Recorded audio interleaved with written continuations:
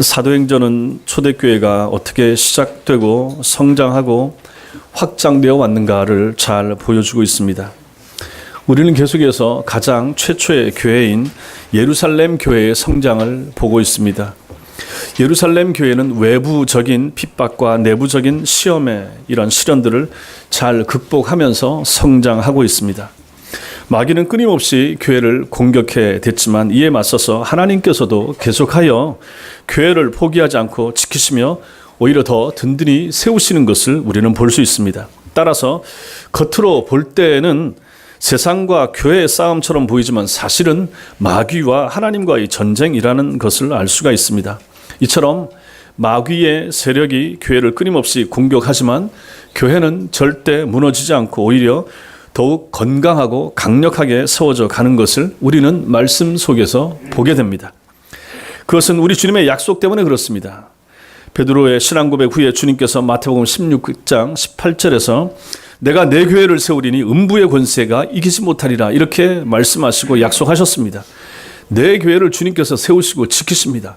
음부의 권세, 그 어떠한 권세도 결코 주님의 교회를 이기지 못할 것이라 하는 것입니다. 겉으로 교회는 약하고 보잘것없는 존재처럼 보입니다. 그러나 음부의 권세가 이길 수 없는 강한 능력이 교회 안에 있습니다. 교회가 인간의 모임이 아니라 예수님께서 교회의 머리로서 존재하시는 모임, 그것이 바로 교회이기 때문에 그렇다 하는 것입니다. 그렇게 세워진 초대교회의 유력한 일꾼인 스데반에 대하여 우리는 이제 보게 됩니다. 이 스데반에 대하여 몇 주간에 걸쳐 살펴보면서 하나님이 주시는 은혜를 같이 나눌 수 있게 되길 바랍니다. 먼저 은혜와 권능이 충만한 사람이라고 성경이 스데반을 소개하고 있습니다. 우리는 지난 시간에 왜 초대교회가 집사 혹은 일꾼을 세웠는지, 그리고 히브리파 유대인이 절대 다수를 차지하고 있던 교인 총회가 선출한 7명의 집사 전원이 소수파인 헬라파 사람들이었다는 사실이 우리에게 주는 교훈이 무엇인가 하는 것을 살펴보았습니다. 일반적으로 교회에서 집사라고 하면 일종의 서열 혹은 계급으로 생각을 합니다. 집사에서 권사로 혹은 집사에서 안수집사나 장로로 가기 위해서 집사를 해야 되는 것처럼 생각을 합니다. 그러나 신약 성경에 기록된 헬라어 디아코노스라고 나오는데 이것은 본래 그런 뜻이 아닙니다. 이 단어가 신약 성경에 총 29번 나오는데 한글 성경이 그 단어를 집사로 번역한 곳은 단 3곳에 불과합니다. 그 외에는 전부 다 일꾼, 추종자, 섬기는 자, 하인 이렇게 번역을 하고 있습니다. 즉, 이 단어는 일꾼이나 하인 혹은 노예처럼 누군가를 섬기는 사람을 일컬을 때 이 단어를 씁니다. 이 단어에서 파생된 명사가 봉사 혹은 섬김으로 번역되는 디아코니아가 되는 것입니다. 그래서 원형 이 집사라고 쓸 때 이 원형 단어가 디아코네오인데 이것이 명사가 되면 디아코니아입니다. 그러므로 봉사한다라고 하는 것은 누군가의 하인이 된다 이런 뜻이 되는 거죠. 초대교회가 7명의 일꾼 혹은 집사를 세웠다라고 하는 것은 그럼 무슨 뜻입니까? 7명의 하인을 세웠다, 7명의 종들을 뽑았다 이렇게 되는 것입니다. 그 하인들이 하는 일이 무엇입니까? 1절 말씀 보십시오. 지난 시간에 보았던 1절 6장 1절에 보면 매일의 구제에 빠짐으로 할 때 이 구제가 바로 디아코니아, 봉사라는 뜻입니다. 2절에 보시면 접대를 일삼는 것이 합니다. 여기 접대는 식사 혹은 재정출납 이런 의미를 가지고 있고 그 뒤에 일삼다가 봉사하다라는 뜻으로 번역되는 디아코네인 이렇게 됩니다. 4절에 보면 말씀 사역 이렇게 나오죠. 말씀 사역할 때 뒤에 사역이라고 하는 단어가 디아코니아, 봉사입니다. 자, 이렇게 보면 모두가 1절, 2절, 4절에 나타나는 이 단어가 전부 다 봉사, 하인이 해야 될 일을 보여주고 있는 것입니다. 먹을 것을 제공하는 봉사 1절, 2절에 돈이나 재정으로 돕는 봉사, 4절에 말씀을 잘 가르치고 전하는 봉사, 다 똑같은 단어에서 왔다 하는 것입니다. 봉사는 다 똑같은 봉사이지만 단지 사람마다 맡은 역할이 다를 수 있다 하는 것을 보여주는 거죠. 어떤 사람은 말씀을 통해서, 어떤 사람은 기도를 통하여, 어떤 사람은 물질로, 어떤 사람은 자기가 가지고 있는 재능으로, 또 어떤 사람은 자신의 손과 발로 누군가를 하인처럼 섬기는 것, 그것이 바로 집사의 삶, 일꾼의 삶, 성도의 삶이라 하는 것을 보여주는 것입니다. 그러므로 교회 안에 있는 모든 일꾼들, 목사를 포함해서 목사, 장로, 권사, 집사, 교사, 누구든지 전부 다 이 말씀에 따지면 누굽니까? 다 종들입니다. 하인들입니다. 종놈들입니다. 섬기는 사람들입니다. 봉사해야 될 사람들입니다. 디아코니아, 디아코네오라고 하는 단어는 디아, 무엇을 통하여, 말미암아, 코니아, 먼지 속을 달리는 사람, 먼지 속에서 일하는 사람, 이 사람들이 집사들입니다. 이 사람들이 교회 일꾼들입니다. 목사나 모든 교회에 섬기는 사람들은 다 먼지 속에서 일하는 사람들입니다. 이 본래의 정신을 망각하고 있는 것이 오늘날 교회 안에 있는 직분론이라 하는 것입니다. 무슨 계급처럼 생각합니다. 그걸 무슨 따서 돈 주고 산다든지 잘 보여서 표를 모아가지고 꼭 돼야 되는 어떤 계급처럼 생각한다 하는 것입니다. 다 잘못된 생각인 것입니다. 아니 누가 종 되고 싶어 합니까? 하인 되고 싶어 하는 사람 어디 있습니까? 옛날 우리 조선시대나 무슨 노예시대 때 다 종들 아닙니까? 모슴들 아닙니까? 모슴을 돈 주고 하겠습니까?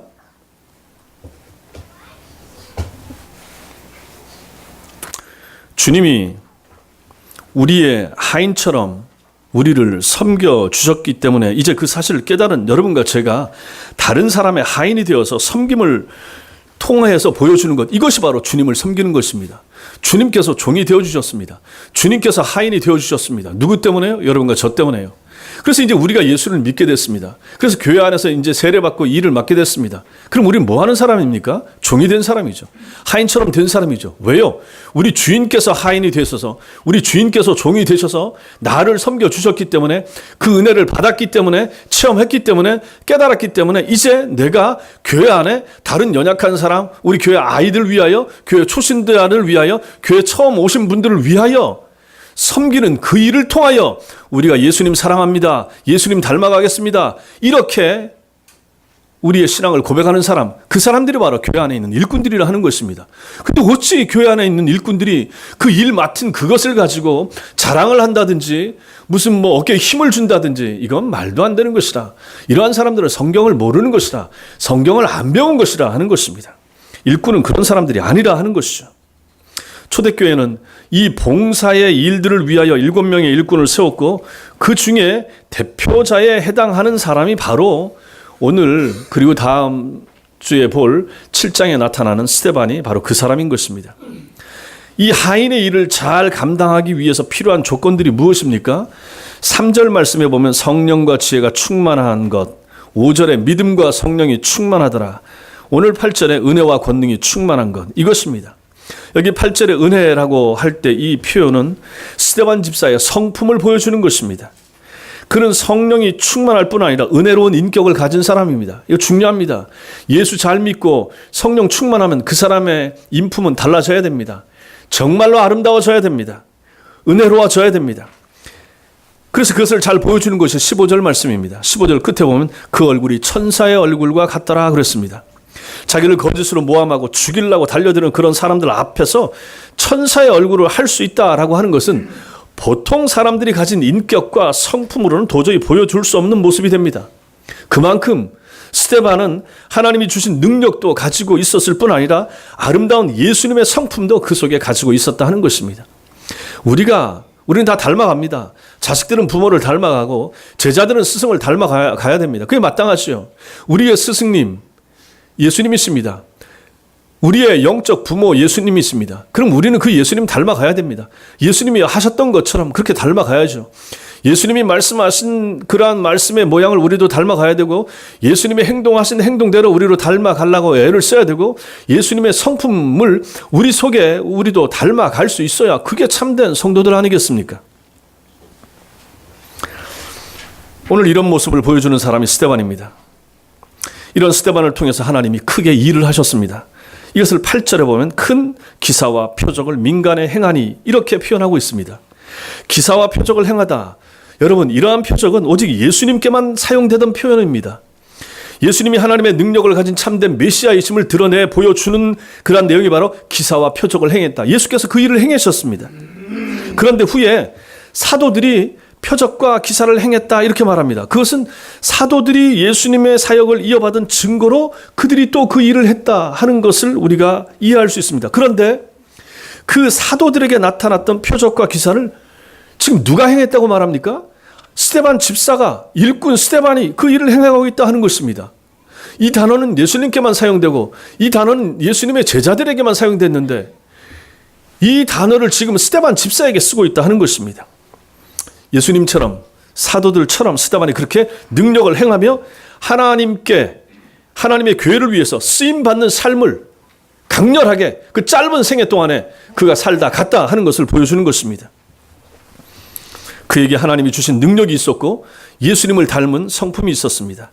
은혜와 권능이 바로 이런 삶을 가능하게 했다 하는 것입니다. 성도 여러분, 여러분과 저는 전부 다 일꾼 아닙니까? 종으로, 하인으로, 노예로 부름받은 사람들 아닙니까? 저도 마찬가지고 여러분도 마찬가지고 다 마찬가지입니다. 그럼 우리에게 무슨 삶이 필요합니까? 종의 삶이 필요합니다. 하인의 삶이 필요합니다. 교회 안에서 종처럼 하인처럼 사셔야 된다 하는 것입니다. 종이나 노예나 하인은 남들이 알아주지 않아도 주인이 알아주지 않아도 그거 신경 쓰지 않고 일해야 될 사람입니다. 주인의 눈치 보지 않고 자기가 자기 맡은 자리에서 해야 될 일을 잘 감당할 때 그 사람은 신실하고 성실한 종이 될 것입니다. 여러분과 저도 마찬가지입니다. 그렇게 부름 받았다 하는 것입니다. 저부터도 마찬가지입니다. 여러분들은 또 저는 낮은 자리에서 먼지 속에서 일하면서 섬기고 계십니까? 정말로 그런 섬김의 마음이 있습니까? 교회 일을 하는데 그런 마음이 있으십니까? 정말로 그렇게 하셔야 됩니다. 앞으로도 그런 마음이 있으셔야 됩니다. 그 마음 없이 섬기게 되면 교회 일이 힘듭니다. 버거워집니다. 왜 나만 해야 되나? 다른 사람은 뭐하나? 별별 생각이 다 든다 하는 얘기입니다. 그러면 우리의 생각은 순수하지 못한 것입니다. 그러한 생각이 혹시라도 여러분과 제 마음속에 들면 여러분과 저는 아직 종이 덜 된 것입니다. 아직 하인이 아니라 하는 거죠. 아직 주인처럼 생각하는 것이죠. 잘못됐다 하는 것입니다. 주님 닮은 성품이 여러분과 저에게 필요합니다. 은혜로 하나님의 교회 일을 감당하는 것이 필요합니다. 이러한 마음을 가지고 섬길 때 주님의 능력이 우리를 통하여 나타나는 것입니다. 내가 하는 일에 주님의 능력이 나타나고 있는가 생각해 보셔야 됩니다. 교회를 위해서 충성하고 애를 쓰고 힘껏 일하고 또 헌금하고 있는데 그런 것을 통하여 하나님의 능력이 나타나고 있는가, 그것을 살펴보는 것이 필요하다 하는 것입니다. 안 나타나면 내가 문제인 거예요. 나의 헌신과 충성을 통하여 하나님의 영광이 드러나고 있는가, 그걸 좀 살피면서 주님의 교회 일을 하는 것이 필요하다 하는 것입니다. 여러분과 제가 모든 이런 일에, 이런 하나님 앞에서 신실하고 성실한 참된 주님의 종과 하인과 노예로 사는 하나님의 사람들 다 되시기 바랍니다. 둘째로 스데반은 지혜와 성령으로 논쟁하던 사람입니다. 주님의 참된 종으로 살면서 큰 기사와 표적을 행하던 스데반에게 무슨 일이 일어났는가 9절과 10절이 보여줍니다. 9절과 10절 같이 읽겠습니다. 시작. 이른바 자유민들 즉 구레네인 알렉산드리아인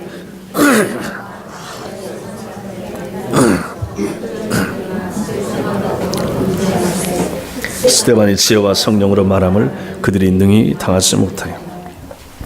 로마 제국의 침략과 함께 구레네, 알렉산드리아, 길리기아와 아시아 같은 이 예루살렘, 이스라엘을 중심한 지역인 거죠. 그 당시에 로마가 통치하고 있었으니까 이러한 로마 제국 각처에 노예로 끌려갔던 유대인들 가운데 이제 자유의 몸이 되는 사람들이 있습니다. 그러한 사람들이 자기 고향으로 돌아오고 싶은 거죠. 그들이 예루살렘으로 돌아왔습니다. 그리고 살게 됩니다. 자, 이런 사람들이 지난 시간에도 말씀드린 것처럼 조선족처럼 고려인처럼 조국에 돌아와서 살겠다, 뭐 여기 와서 일을 하겠다, 그런 사람들처럼 이 유대인들, 흩어진 유대인들, 디아스포라 유대인이라 이렇게 말하죠. 이 사람들을 헬라파 유대인이라 그럽니다. 이 본래 땅의 본토에 살았던 사람들은 유대파, 히브리파 유대인들, 저 사람들은 헬라파 유대인들, 헬라파 유대인들이 이제 예루살렘으로 돌아와서 살게 됐습니다. 이 사람들이 돌아온 지역이 구레네, 알렉산드리아, 길리기아, 아시아 이런 지역에 살다가 돌아온 곳입니다. 여기 나타나는 길리기아, 여기가 어떤 지역입니까? 여기 길리기아의 다소성에서 바울이 태어난 것입니다. 그러므로 바울도 헬라파 유대인으로 우리는 본다 하는 것입니다. 학자들에 따르면 당시 예루살렘에는 상당히 많은 숫자의 회당이 있어서 여러 지역에서 돌아온 헬라파 유대인들이 출신 지역별로 회당에 모여서 자기 지역에서 온 사람들이 자기 지역 사람들끼리 회당을, 요즘 같은 교회를 세운 거예요. 그 당시에 성전이 있고 성전에서 제사장과 함께 하나님 앞에 예배와 이런 걸 드리고 회당으로 가서는 율법을 연구하고 율법을 가르치고 율법을 배우고 이렇게 했다 하는 얘기입니다.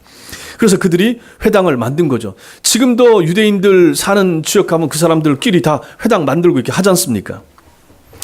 이렇게 출신 지역별로 모여서 율법을 회당을 세우고 만들어서 거기서 율법을 연구하고 가르치는 모임을 가졌다고 합니다. 그런데 오늘 스데반이 어디로 갑니까? 그 중에 몇 개의 회당으로 찾아간 거예요. 그 회당 사람들에게 복음을 전하려고. 그리고 찾아가서 그들에게 예수 그리스도의 복음을 전하고 논쟁을 벌이고 있다 하는 것입니다. 히브리파 유대인들은 이 생각을 못합니다. 히브리파 유대인들은 지난 시간에도 봤지만 예수님의 12제자 전부 다가 히브리파 유대인들입니다. 그냥 히브리파 그 본토에 살고 있던 사람들에게만 복음 전하고 했지, 해외에서 돌아온 헬라파 유대인들, 언어도 다르고 좀 이질적인 사람들 아닙니까? 이 사람들에게 가서 복음 전할 생각을 못하고 있다는 얘기입니다.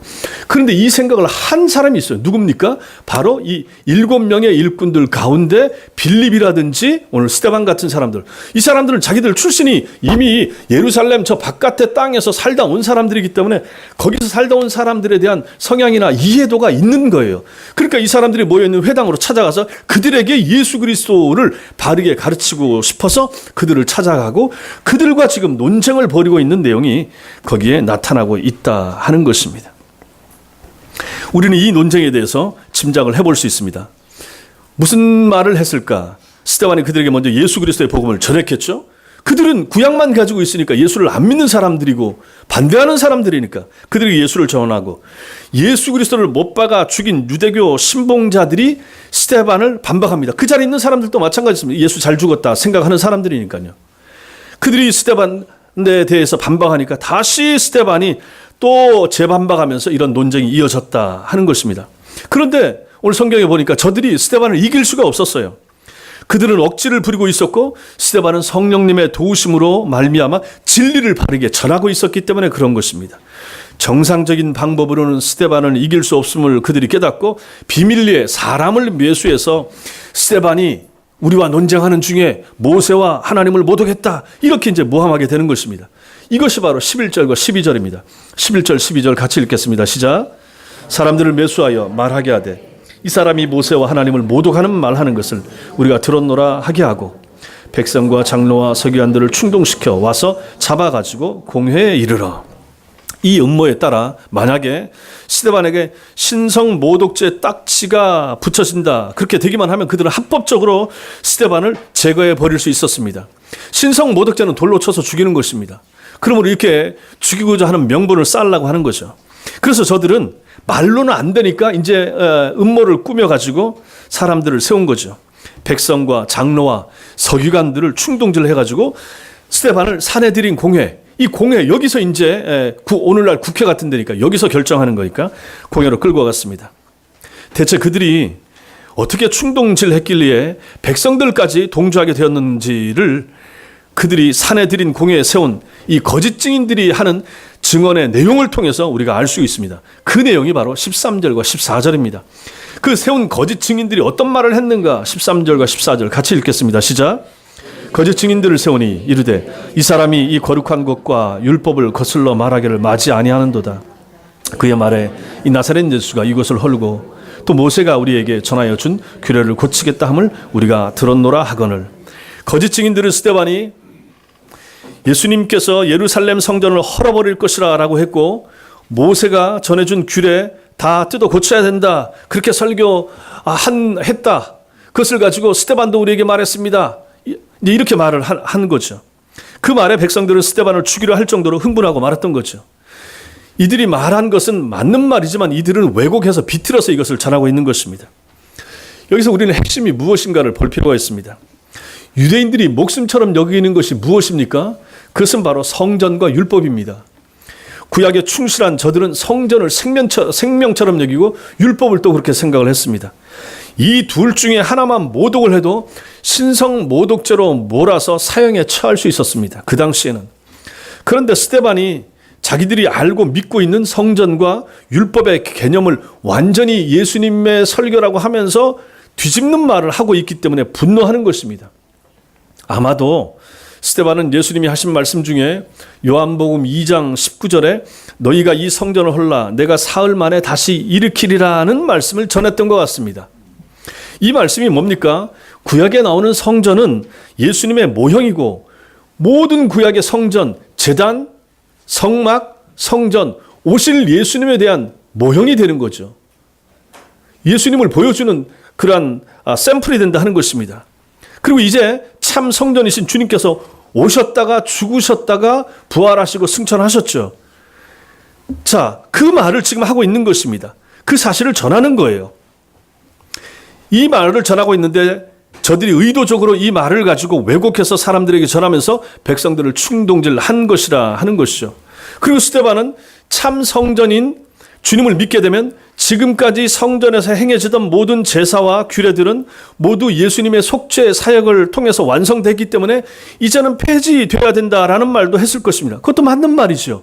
예수님이 오셔서 더 이상 속죄 제물, 제사제도, 제사장 이거 다 없앴지 않습니까? 다 완성했잖아요. 근데 이것을 가지고 저들이 왜곡해서 전하고 있다. 그리고 백성들에게 이 사람들이 이러한 얼토당토하는 말을 합니다. 스데반이 이 말을 했습니다. 이렇게 전한 거죠. 그러니까 저들이 완전히 흥분하고 그들의 모든 기세를 가지고 이것을 뒤엎으려고 하고 있는 것입니다. 다른 말은 귀에 안 들어오고 성전을 헌다는 말과 모세 규례가 폐지되었단 말 이것만 들린 거죠. 그들이 목숨처럼 소중하게 여기고 있던 그것을 스데반이 지금 건드린 것입니다. 근데 이걸 그들이 말로 논쟁했을 때는 도무지 이길 수가 없었습니다. 그래서 거짓 증인을 세우고 공권력을 이용해서 스데반을 없애고자 지금 계략을 꾸민 것입니다. 지금 이 유대인들은 스데반이 본래 하고자 했던 말에는 지금 관심이 없습니다. 성전을 헌다고 하니까 화가 났고 율법이 폐지가 됐다고 하니까 분노가 치밀어 올랐던 것입니다. 지금 회당에 모여서 스데반과 변론하다가 그를 끌고 사내들인 궁예로 몰려온 유대인들은 자신들이 하나님의 진리를 파수하고 성전을 지키기 위해서 이런다. 자기들이 지금 잘하고 있다. 이렇게 말하고 생각할 것입니다. 이러한 자신들의 행동을 하나님이 기뻐할 것이라 그렇게 착각하는 거죠. 정반대입니다. 저들은 하나님의 이름을 들먹거리면서 오히려 지금 하나님을 대적하고 있는데 그걸 모르고 있는 거죠. 진리를 지킨다라고 하면서 진리를 전했던 스데반을 죽이려고 지금 하고 있는 것입니다. 그러므로 여기서 우리는 저들의 무지함을 본다 하는 것입니다. 성도 여러분, 이 스데반이 지혜와 성령이 충만했다고 그랬습니다. 지혜는 어디서 옵니까? 지혜는 지식에서 옵니다. 특히 성경 지식은 그렇습니다.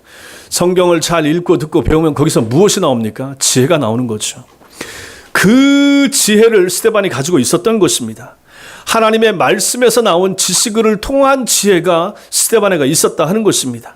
그래서 그 지식과 지혜를 가지고 저들과 논쟁하고 저들과 대화해서 저들을 능히 이길 수 있었다 하는 것이죠. 여러분과 저도 마찬가지입니다. 지식이 있어야 교회를 지킵니다. 지식이 있어야 여러분과 저도 지혜를 가질 수 있고 그 지혜를 가지고 하나님의 진리를 파수할 수 있는 사람이 된다 하는 것입니다. 그러므로 우리가 성경을 열심히 읽고 성경을 잘 듣고 배우고 공부하는 것이 얼마나 중요한가 하는 것을 또다시 보게 되는 것입니다. 여러분, 다음 시간에 보겠지만은 이 사도행전 7장은 탁월한 스데반의 설교가 나타납니다. 어떤 학자들은 스데반의 설교는 베드로의 설교보다 더 뛰어나다 이렇게 말하고 있습니다. 얼마나 뛰어난 설교인지 이 사람이 그 짧은 기간 동안에 어떻게 이런 것을 익혔는지 놀라울 따름인 거죠. 그 모든 것은 다 구약 성경에 능한 그 지식, 열심히 공부한 것으로 말미암아 하나님이 허락하신 지혜가 이에게 있었다 하는 것입니다. 그러므로 여러분과 저는 이 시대에 마찬가지입니다. 성경 열심히 읽으셔야 됩니다. 성경 읽지 않으면 머리 빈 성도가 됩니다. 말도 안 되는 하나님의 교회나 신천지나 이런 사람들하고 논쟁할 필요도 없지만 혹시라도 논쟁할 일이 있을 때 그들을 진리로서 무장해서 이길 수 있는 능력을 여러분과 제가 갖춰야 되지 않겠습니까? 물론 진리를 받아들이지 않는 사람들은 디도서에 보면 인사도 하지 말라고 했으니까 대꾸할 상대도 안 되지만은 혹시라도 여러분들이 직장이나 어디 가서 다른 진리를 가지고 얘기하고자 하는 사람들이 있을 때 논쟁할 필요는 없지만 논쟁 가지고는 전도가 안 됩니다.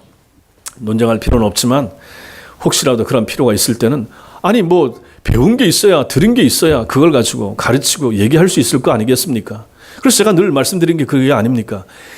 실력이 있어야 된다, 아셔야 된다. 그래야 전할 수도 있고 여기서 힘과 능력도 나오고 지혜도 나온다. 바로 그것입니다.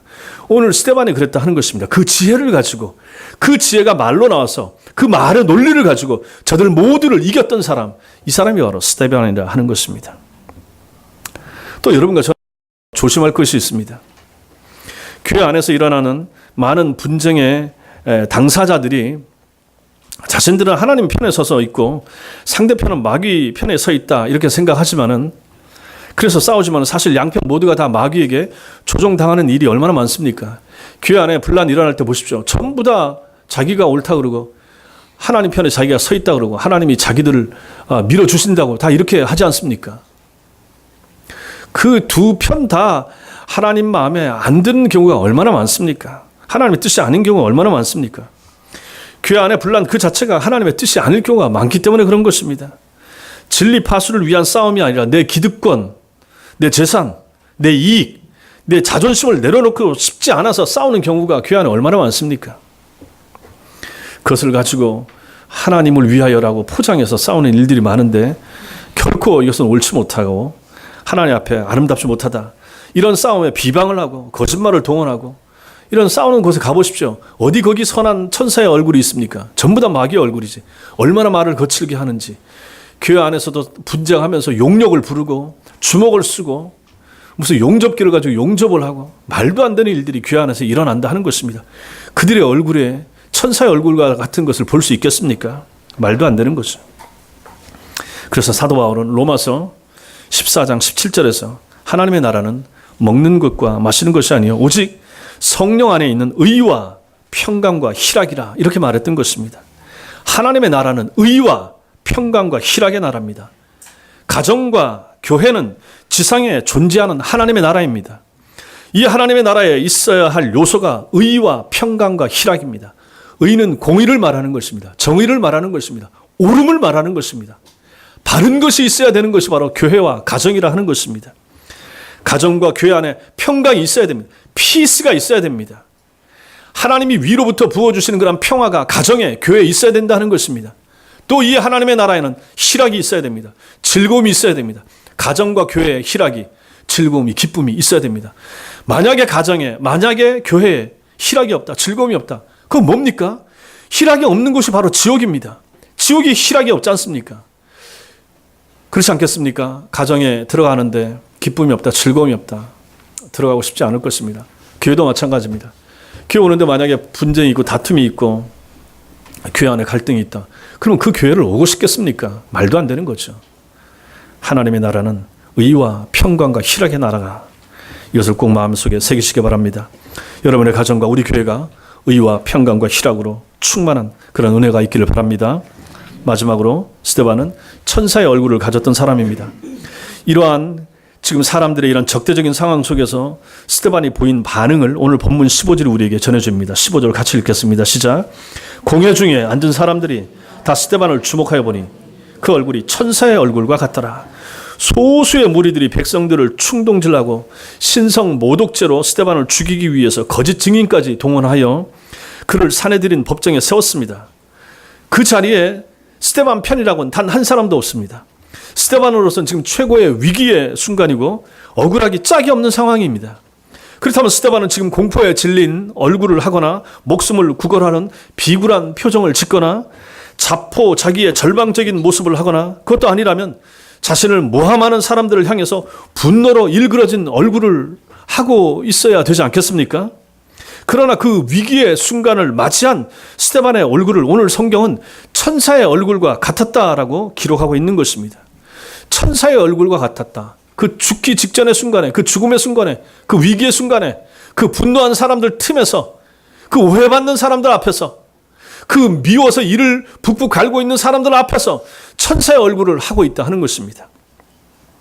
이 천사의 얼굴을 우리는 두 가지로 생각할 수 있습니다. 첫째로는 스데반의 얼굴이 천사의 얼굴과 같았다라고 하는 것은 흔히 우리가 상상하는 천사나 성화 속에 나타나는 그런 천사들처럼 그냥 해맑고 아름답기만 한 그러한 얼굴이 아니었을 것이라 하는 것입니다. 성경에 하나님의 사자, 하나님의 천사로 등장하는 이런 천사들, 항상 밝고 좋은 일만 감당한 거 아니었지 않습니까? 심판을 얘기할 때도 나타났고, 소돔과 고모라 심판할 때도 천사가 나타났고, 이런 모습들을 보면 이 천사는 하나님의 이 지엄하신 심판을 전하는 역할도 감당하는 것입니다. 그러므로 천사의 얼굴은 하나님께서 무엇을 명하시든지 반드시 수행하고 말겠다라고 하는 결연한 의지의 표정, 그것이 나타나는 얼굴이라고 우리는 생각할 수 있는 것입니다. 모든 사람들이 거짓으로 모함하고 자신을 죽이려는 그 급박한 순간에도 예수 그리스도가 진리시다, 이 진리를 내가 지켜내야 되겠다라고 생각하고 다짐한 스데반의 당당한 표정, 그리고 그의 확신에 찬 얼굴, 이것이 바로 천사의 얼굴과 같았다. 우리는 이렇게 볼 수 있는 것입니다. 그냥 밝고 그냥 해맑고 좋은 것이 아니라 빛이 나고 아름다우면서도 그 당당함, 그 결의의 참, 이 진리를 내가 파수하고야 말겠다라고 하는 그 의지가 담긴 얼굴의 표정, 이것이 바로 스데반의 얼굴이고, 그 얼굴을 우리 성경의 저자 누가는 천사의 얼굴과 같았다, 이렇게 묘사하고 있는 것입니다. 본문이 스데반의 얼굴을 천사의 얼굴로 묘사한 두 번째 의미는, 그러면 나머지 스데반을 제외한 나머지 사람들의 얼굴은 어떻다는 말입니까? 상대적으로 마귀의 얼굴과 같았다라고 하는 뜻이 되는 것입니다. 악마의 얼굴을 하고 있었다. 스데반 이외의 사람, 즉 스데반을 모함하고 죽이려는 사람들은 모두 왜곡된 하나님, 잘못 알고 있는 하나님에 대한 지식, 잘못된 구약에 대한 지식, 진리를 수용하지 못하는 오만함, 이런 걸로 무장된 사람들이 거기에 모여있는 전부 다가 다 그런 사람들이었습니다. 그러면 이게 얼마나 위험합니까? 여러분, 그래서 열광적인 종교인이 가장 무서운 거죠. 그러니까 이단에 빠지거나 잘못된 것에 빠진 사람들은 누구의 말도 안 듣잖아요. 정말로 미친 거죠. 잘못된 것에 잘못 미친 거죠. 이런 사람들이 무서운 거죠. 지금 여기 사내들에 모이는 사람들이 이렇다 하는 것입니다. 이런 사람들에게는 종교가 얘기하는, 특히 기독교가 얘기하는, 이들도 구약의 하나님을 알고 있는데 이들 얼굴에 용서가 있는가, 이해가 있는가, 자비심이 나타나는가, 배려나 긍휼이 있는가? 절대로 없다 하는 것입니다. 말도 안 되는 거죠.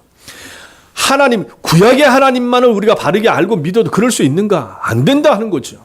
근데 이 사람들이 이러고 있다. 지금 스데반을 죽이려고 이를 푹푹 갈고 있다 하는 것입니다.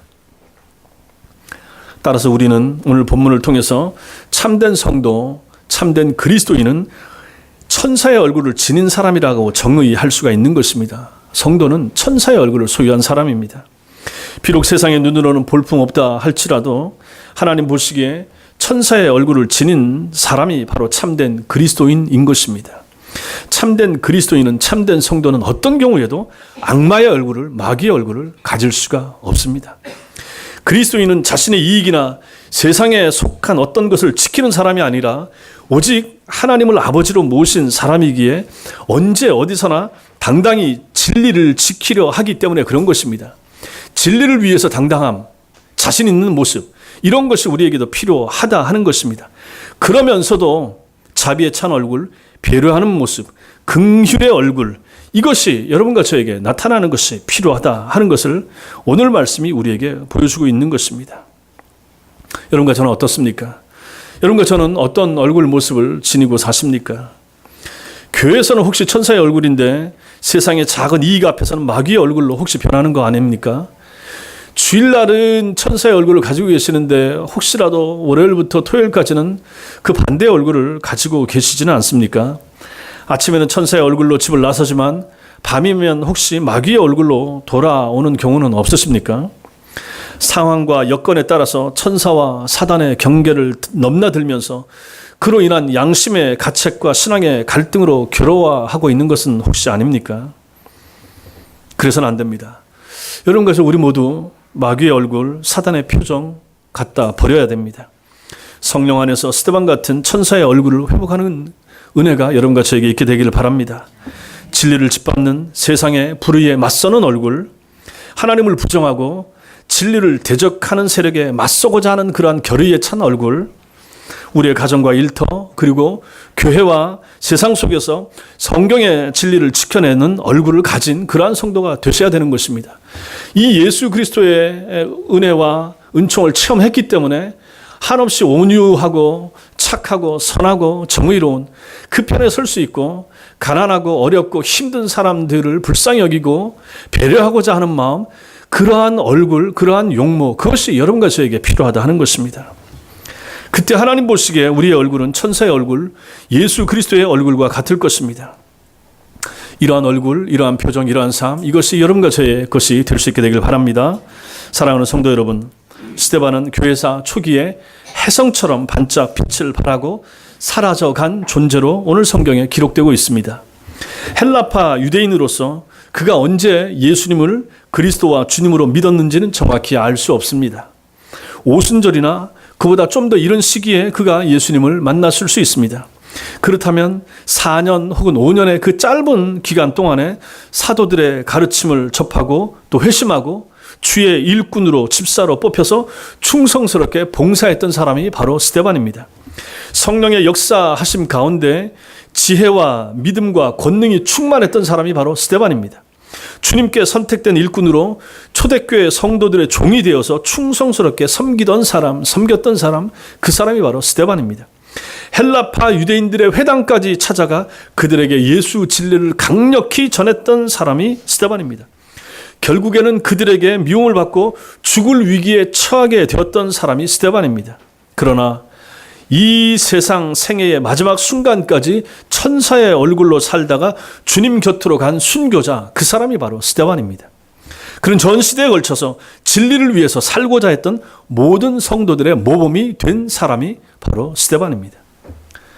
여러분과 저 우리의 신앙과 행위를 오늘 이 말씀 앞에서 돌아보는 것이 필요합니다. 돌아보셔야 됩니다. 우리는 성령으로 충만한 채 살아가고 있는가 살피셔야 됩니다. 우리를 통해서 하나님의 일하심이 나타나고 있는가? 나는 과연 하나님의 일에 어떤 모습으로 지금 사용되고 있는가 생각하셔야 됩니다. 우리에게는 말씀으로 인한 풍성한 지혜가 나타나고 있는가?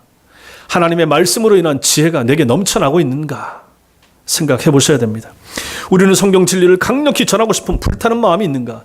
진리를 모르는 사람, 기독교를 오해하는 사람, 예수 진리를 잘 모르는 사람, 참된 진리를 모른 채 엉망으로 신앙생활을 하는 사람, 그들에게 참 진리를 전하고 싶은 마음이 내게 있는가 돌아보셔야 됩니다.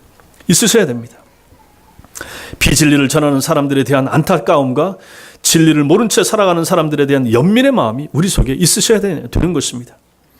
우리의 얼굴에는 무엇이 표현되고 있는가 생각해 보시기 바랍니다.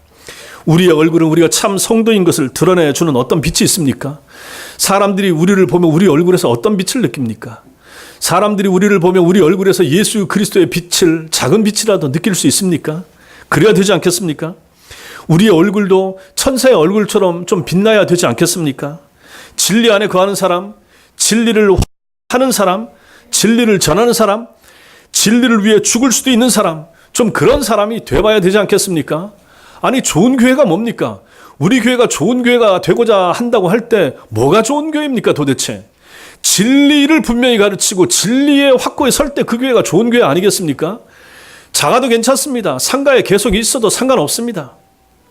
세상적으로 드러나지 않아도 상관없습니다. 그러나 진리만 살아있다면, 그러나 진리만 여러분들이 갈급해하는 마음으로 가지고 있다면, 진리를 배우고 싶어서 애를 쓴다면, 진리의 갈급한 마음을 가지고 제게 찾아오시고 알려달라고 하시고 더 공부를 가르쳐달라고 하시고 더 좋은 책을 소개해달라고 하시고 그런 것만 있으면 저는 충분하다 생각합니다.